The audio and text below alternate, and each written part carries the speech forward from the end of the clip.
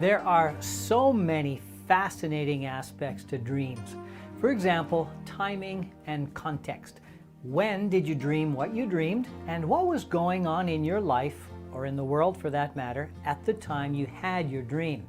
Those factors are important in understanding the meaning of your dream. Another amazing aspect is that dreams can have multiple layers of meaning, some of which only emerge over time. Here's a great example. Over 5 years ago, Linda had a terrific dream. At the time, she journaled it, did the praying, pondering, and interpretation work, and was given a pretty good idea of what the dream meant, what the Lord was saying to her through it. The dream was a very relevant word of encouragement for her. So much so that she'd go back to it from time to time just to be encouraged. At the outset of the pandemic, the Holy Spirit reminded Linda of that dream. And as events related to the pandemic began to unfold, we realized the dream had a whole other level of meaning. It was a word that could encourage others as well. That's why Linda prepared the dream post we have on our website. A year and a half into the pandemic, that same dream now has yet another level of meaning that's even more significant. What we first received as a simple, personal word of encouragement for Linda, and then for others, was all along quite prophetic and therefore quite relevant during this global crisis. We couldn't see that level initially because the Lord gave Linda the dream 3.5 years before the pandemic hit. How could anyone have foreseen the level of spiritual warfare we're currently in the midst of? Well, God did, and in His goodness sent this word of encouragement and reassurance well in advance of these events. So we feel led to share this dream with you now. Here it is as Linda first recorded it. I was outside, somewhere on a clear, sunny day. I seemed to be on the outskirts of a city, and there was rubble all around me. Some buildings remained standing, but others had been completely destroyed. I looked up as I heard the sound of an airplane. As the sound grew nearer, I realized that it was a fighter jet. I started to feel fear because I knew that I was visible to them, and if they saw me, they would probably start dropping bombs on me. Suddenly, a tall, muscular man came up behind me, silently grabbed me by the waist with his left arm, picked me up and brought me effortlessly next to the wall of a building in a corner. He then placed himself in front of me, facing me, and lifted up his arms to shield me with his entire body. Because of that, those flying jets couldn't possibly see me. We were waiting for bombs to drop, but we hadn't heard any by the end of the dream. The man never said a word. I knew that he was tall and muscular, but I never really saw him clearly. The only thing I remember is his left arm, very powerfully built. End of dream.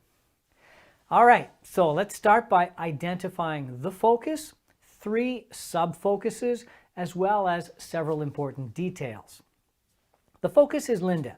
Now that might sound obvious, but the person dreaming isn't always the focus. So it's important when you interpret any given dream to determine if that's the case or not. The sub-focuses are the city ruins, the muscular man, and the fighter jets. Each of these also have a few details that are worth noting. The ruins are on the outskirts of town. The man is tall, powerfully built, and offers protection, and he used his left arm to rescue her. Another thing worth noting is that the day is clear and sunny. That's vital to understanding the overall meaning of any dream, because bright, sunny dreams mean the Lord is very much present to you in the events that occur. That means this is a positive dream. Now, let's look at the meaning of the symbols and details.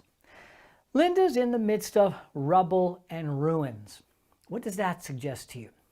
Well, to start with the personal level, all of us go through times when our life circumstances seem like a mess. Things aren't working out the way you expected. People have let you down or hurt you, offended you. You're still waiting on promises from the Lord to be fulfilled. that sort of thing.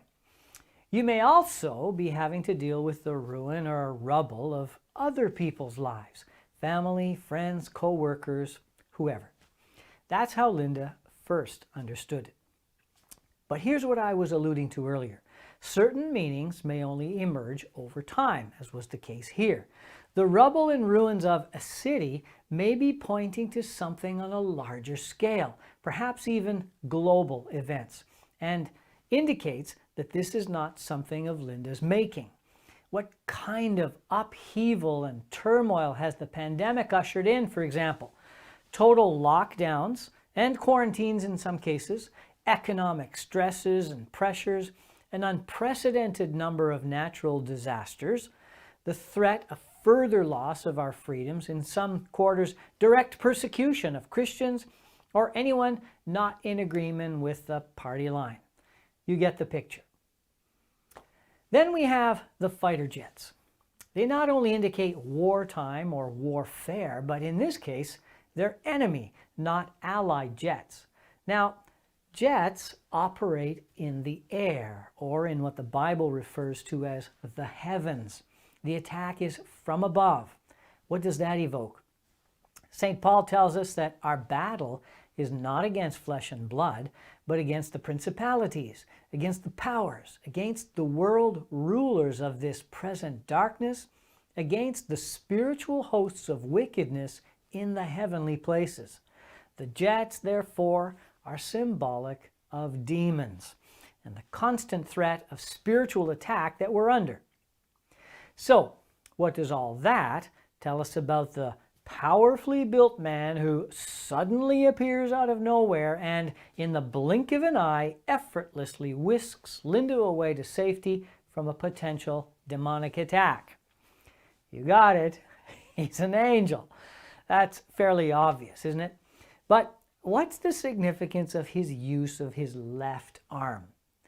Well, the left and right side have different meaning. The right side indicates the power to execute, to accomplish, to fulfill.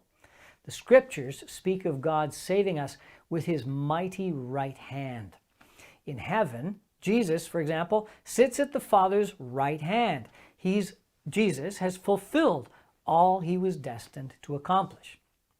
The left side corresponds to what we're called to do, or our destiny.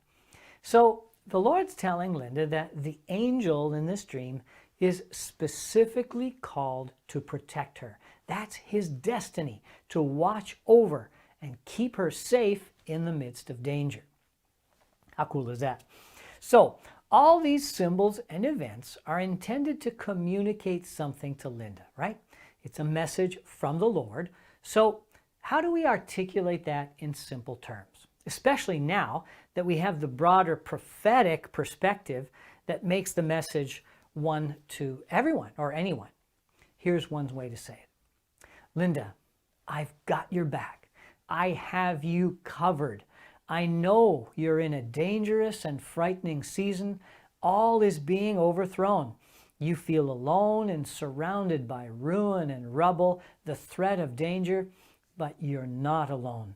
Know that you always have my protection through your guardian angel. Though the devil is looking to destroy you, your angel is always near at hand to intervene and bring you to safety. Trust. Be at peace.